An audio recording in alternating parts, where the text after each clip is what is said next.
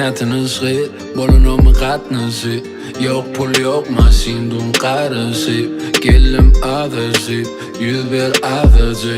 Yeki süreyen, yüreğimi çöple. Senin kokuyu, çıktı meni nokta. Onu söylü yok, meni söylü köptü. Tədiden yana bulmam değerli söktü. Sana taraf edim.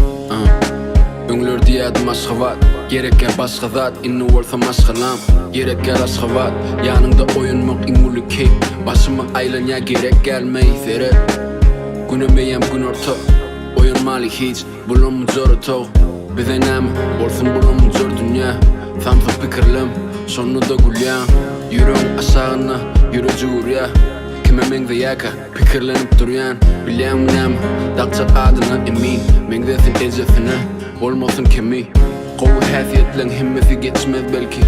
Geçse olya, ecesinin göz renki. Yaşa, ömüm diyedim ben yaşla aşık. Millet pulu diyem, kem diyedim. Daha hasta.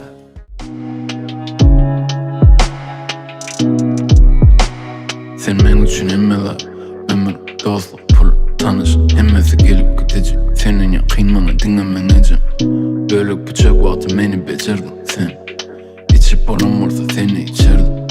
Geçip olan olsa baktımda sen baktın için geçerdim.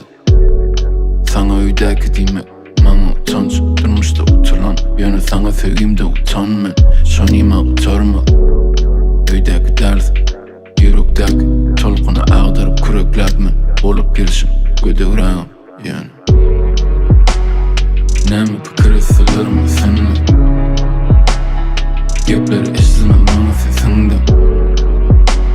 Aramızda hemmesi